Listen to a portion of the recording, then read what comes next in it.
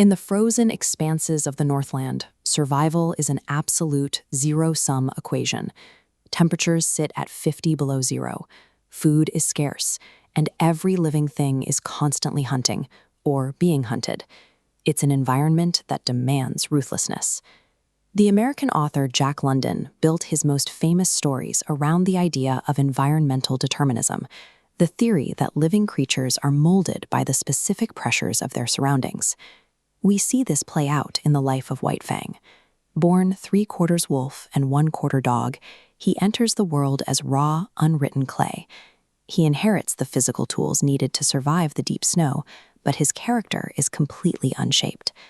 As a young cub, he makes a calculated choice. He observes humans, creatures he views as powerful gods, capable of making fire, and realizes it is significantly easier to surrender his wild independence and lean on their mastery than to face starvation alone. But this early exposure to the wild bakes a permanent lesson into his psyche. He learns the very first law of the trail. Meat is scarce, and you either eat or you become the meat. White Fang trades the lethal unpredictability of the forest for the physical security of a native camp, securing a steady supply of food and the warmth of a fire. But the camp offers no comfort. He is relentlessly bullied and hunted by older puppies, and the humans in charge enforce obedience through swift, brutal beatings with heavy wooden clubs. To survive this daily hostility, White Fang adapts. He stops trying to play. He becomes morose, solitary, and fiercely independent, learning to walk softly around humans because he recognizes their superior physical strength. The camp molds his raw clay into a rigid posture of pragmatic obedience. He submits entirely to his human masters, not out of loyalty, but out of a cold calculation that they possess the power to destroy him. This fragile stability shatters when thousands of prospectors flood the region during the Yukon Gold Rush. White Fang is sold for whiskey to a cruel man named Beauty Smith. Smith locks White Fang in a pen, where crowds of men pay to poke him with sticks and mock him through the bars.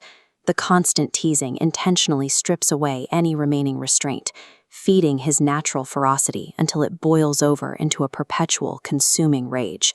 He is forced to become a professional fighting dog. In the muddy, chaotic camps around Dawson, he is thrown into makeshift rings to face off against dogs brought up from the civilized world, destroying them one by one to survive. This diagram breaks down the traits White Fang developed in the wild: unmatched speed, absolute isolation, and attacking without warning. These traits solidify into an effective defense mechanism, surviving encounters that would kill an ordinary dog. The clay has now been baked into unyielding iron. He has become a precise, lethal tool of survival, the outcome required by Beauty Smith's world. The reign of hate ends when White Fang finally meets an opponent he cannot outmaneuver, a bulldog that nearly suffocates him in the ring. A mining expert named Weedon Scott rigs up the fight, buys the near-dead animal, and does something completely counterintuitive. He attempts to unlearn years of abuse through sheer affection. Scott acts as the new thumb of circumstance. When White Fang growls and expects a beating, Scott offers endless patience, a soft voice, and gentle physical contact. White Fang has to actively fight his own deeply ingrained reflexes. Every muscle in his body expects pain, yet he must suppress his fight-or-flight instinct to accept the touch of a human hand. Scott introduces a variable White Fang has never encountered: love. This new input forces a shift in his psyche that contradicts everything learned in the North, replacing his instinct for war with a capacity for devotion. That bond is put to the test when Scott brings White Fang to California. The quiet brutality of the Northland is replaced by the overwhelming mechanical roar and crushing crowds of early 20th century San Francisco. White Fang must learn the invisible laws of the Southland, rules that directly contradict everything that kept him alive in the Yukon. The restraints are endless. He is forbidden from hunting the farm's chickens. He must ignore the aggressive barks of local dogs. Most difficult of all, he must sit still and endure the unpredictable hands of human children. He achieves this immense self-control entirely through his devotion to the love master. He masters his own impulses, developing a poise as rigid as steel simply because Scott asks it of him. White Fang's ability to coexist with animals he once viewed as prey demonstrates how the pressure of a new environment can silence even the most deep-seated instincts. The transformation completes itself. The once solitary killer learns to romp in the grass, tolerate the family, and even bare his teeth in a playful approximation of a laugh. When an intruder enters the Scott home, White Fang unleashes his primal ferocity to protect the household. He applies the lethal combat skills of his past to ensure the safety of the people he has come to love.